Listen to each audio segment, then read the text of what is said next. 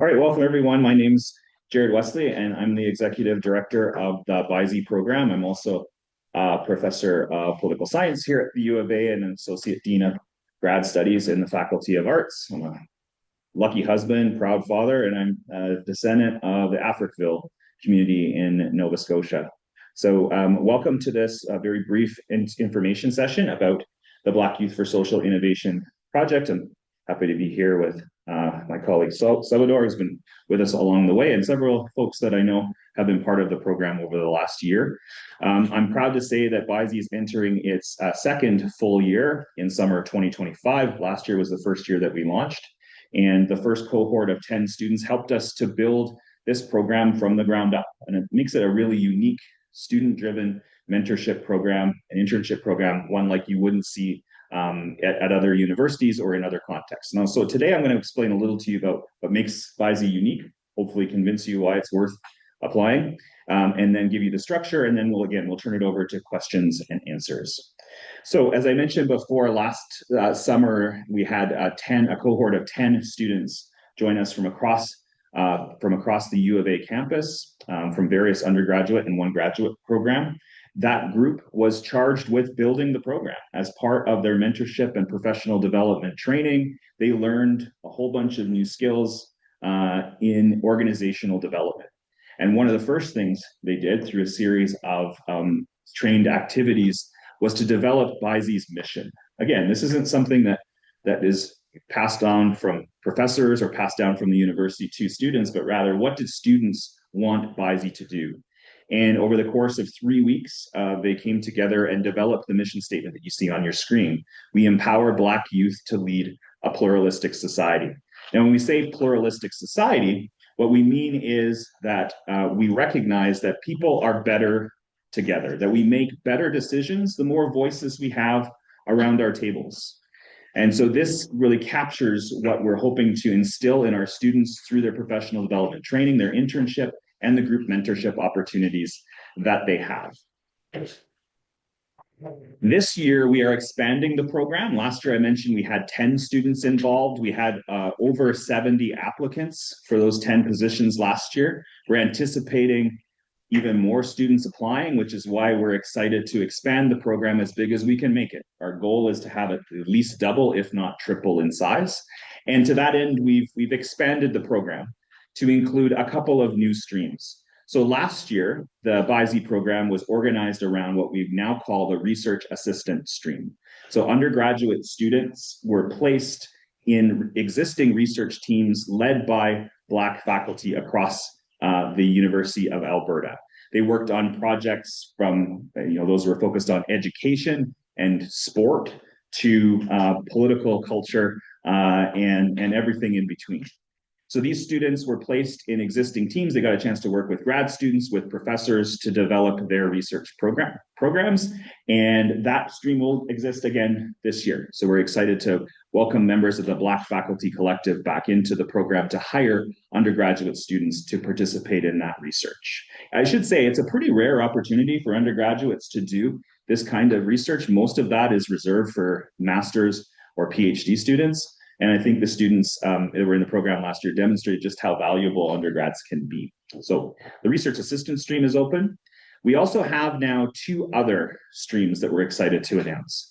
The first is the independent researcher stream. And here we have paired with the Cool Institute for Advanced Studies, it's known as KIAS, who is helping to support URI or undergraduate research initiative placements and USRA, all these acronyms. USRA stands for Undergraduate Student Research Assistance, which is the federal program. These projects are student-driven. So rather than working for a faculty member, you would be working with a faculty member on a project that you have designed. So you get paid to conduct your own research. And that research will obviously align with, but not be under the direction of a particular faculty supervisor. So these streams are open as part of the URI and USRA application processes, and we've got dedicated streams with a dedicated stream within the URI that will identify Black students that apply and stream them into the BYSI program if they're successful. Okay. And the third stream we're excited about is our external employer stream, otherwise known as our internship stream. This will take undergraduate students from the U of A and place them in paid internship opportunities outside of campus. So we've got community partners from the public sector, governments, quasi-government organizations, nonprofits, and the business sector who are eager to work with our students over the course of the May to August period. So students will not be employees of the university. They won't be paid by the federal government or through the URI program. They'll be paid directly by that employer, and they'll become part of the employer's staff for that period of time over the summer. Our goal this year is to ensure, first of all, it's not a goal to say that these are paid placements. They are paid placements. These are not American-style internships where you go and you get coffee and you run and you're not paid for the work that you do. These are meaningful placements. We work and we're very selective with the employers that we work with and the faculty supervisors to ensure that these are helping you to develop skills in research in various areas. So they're paid. Our goal is to ensure that there's parity across all of these placements. And the benchmark for that is around $2,500 per month. Over 4 months, that's $10,000. That work runs from May until August. That's the goal that we have. We have the support of the provost's office here at the U of A in order to do some salary matching to bring some positions up to that. That's our goal. We hope we can reach it, but you rest assured these are paid placements. You're not going out there to do volunteer work through BYSI. Okay.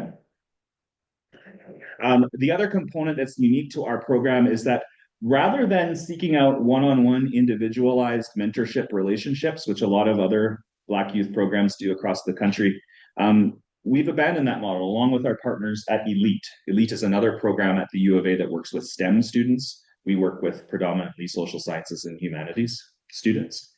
And we take a group-based approach to mentorship. We bring in community partners, including folks like Faisal Jawani from Ubuntu, comes in and helps and works with our students to develop the skills that they need in order to succeed in their internship placements and broader professional and career coaching.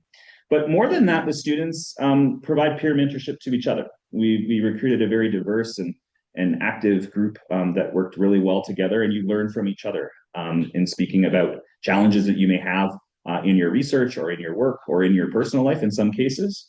And we really pride ourselves in creating that group-based environment.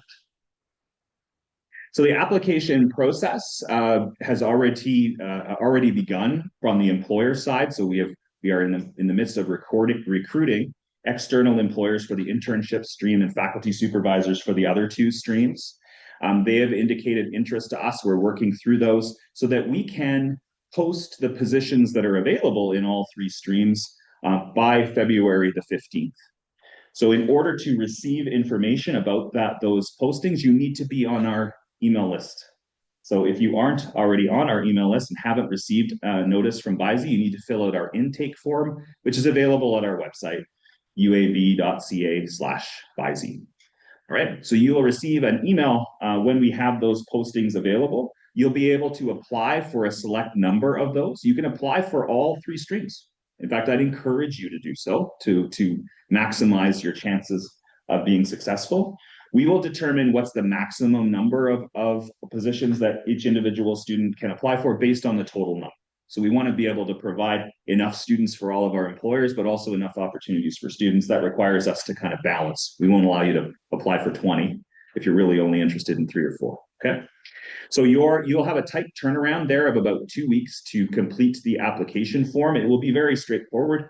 It'll ask you, instead of a standard cover letter, it will likely ask you for a statement of interest for the select number of positions that you've applied for, plus your standard resume, right? Or CV, sometimes it's called. So you'll upload that into a Google form. We will then work internally within BYSI and with the employers to create shortlists for each of those positions. And then in all likelihood, you will have a series of interviews over the course of March. It's up to the employer whether they want to conduct interviews. Some of them say, oh, they look great on paper, I'll take right? We also encourage them to interview because that's a good professional development experience for you as well. So those interviews will take place over March. And then the selection process involves a process of matching that's kind of like speed dating. Am I dating myself by using that term? For those of you that have parents or older people in your lives that used to do speed dating, the employer in this case would rank order the students that they want to work with. The student would have a selection of employers that they want to work with, and then our team figures out who's the best match, right? So the employer is not obligated to hire anyone, right? And the student is not obligated to take any position that they don't want to take, right? And if there are disputes over, which employer gets which student, the tie goes to the student, right? So if you're lucky enough to be listed as number one on 3 different employers' lists, then you get to choose which one you go to, right? So we do that employer-employee matching. Positions start in early May, and they last until the end of August.